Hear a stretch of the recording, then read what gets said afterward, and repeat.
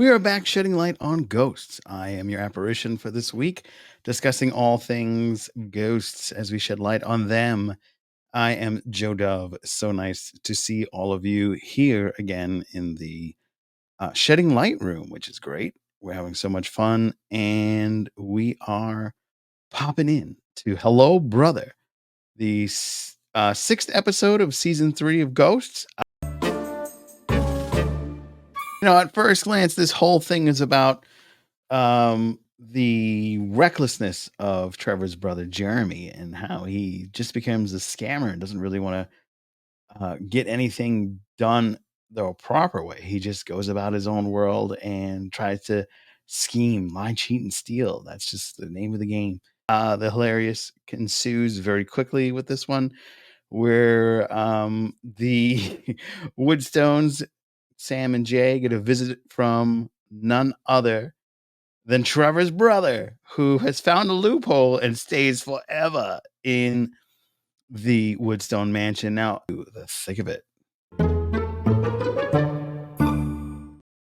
So, the whole thickness of this one is the ghosts coming together and basically working with Jay to defeat Jeremy so they can get Jeremy out of the house. Here's the thing, I am an 80s baby, and I grew up in the I remember vividly the things that happened to me in the late 80s, early 90s, and one of those things I remember is Bowl. Yes, the football game that made no sense to me because I wasn't really a big football fan, and the graphics were just cutting edge at the time. At the time, and we got into a flashback where the two brothers get into playing Lefkowitz brothers. They are playing a game, and it shows that Trevor would be losing to his brother Jeremy, and he would the old wet willy, and it would mess him up in the field goal kick, and he would lose the game. So that has a lot to play in the future of this particular episode. But this guy, Jeremy, figures out, being a D-bag, that he can use Woodstone points under any email and just build up a slew of points. So he manages to hold up 2 million points and stay for free, essentially forever at the Woodstone Mansion. But of course, the ghost crew comes up with a plan to scheme the schemer, if you will.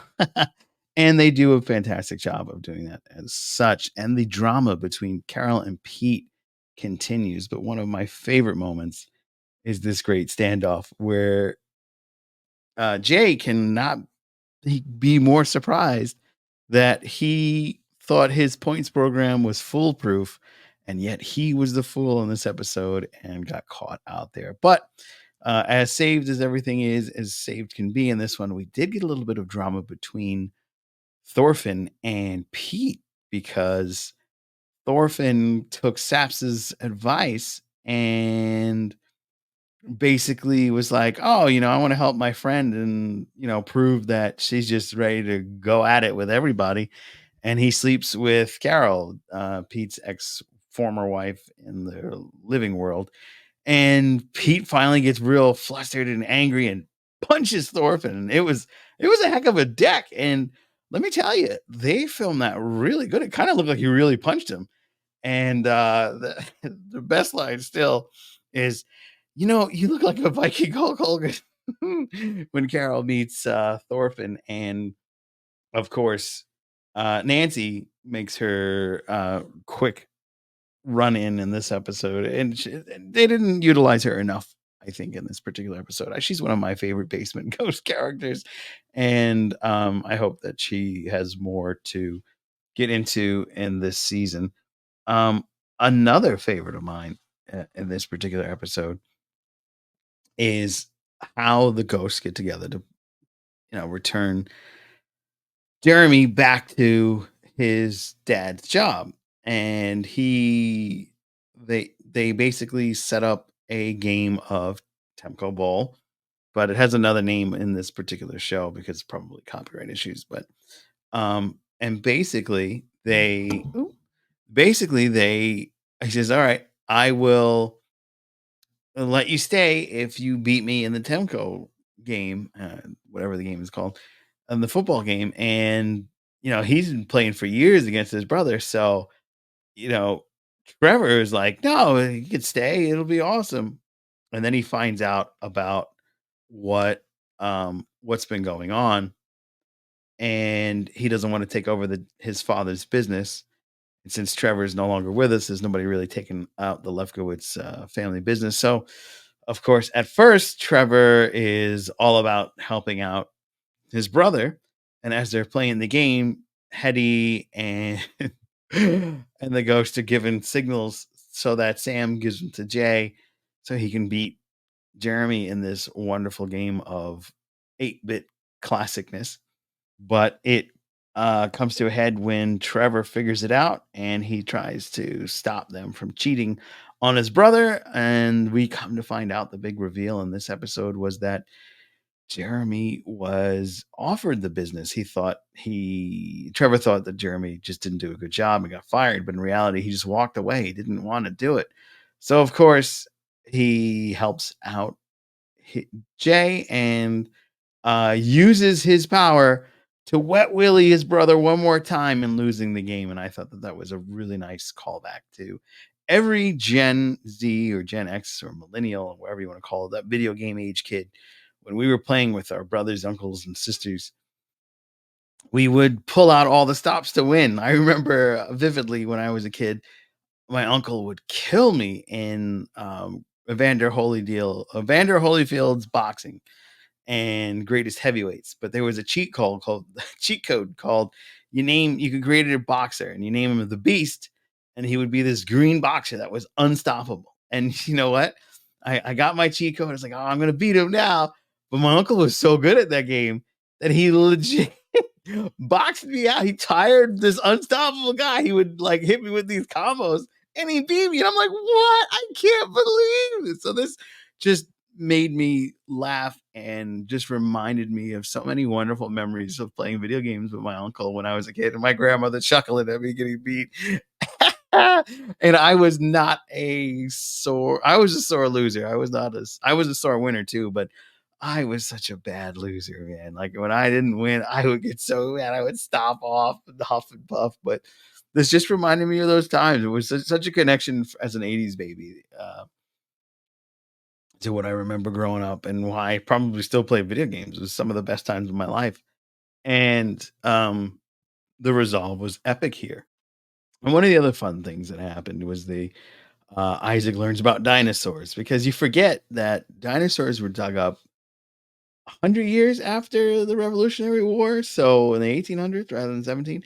So these guys didn't know those things existed underground. So when one of the guests leaves a dinosaur book, a pop-up book, uh, and Sam and Jay are trying to figure out how to stop Jeremy from using all the points, she has to keep turning the page for Isaac to see the dinosaurs, and he just doesn't believe in them at all. It's like, they made these things run around. Yeah, sure.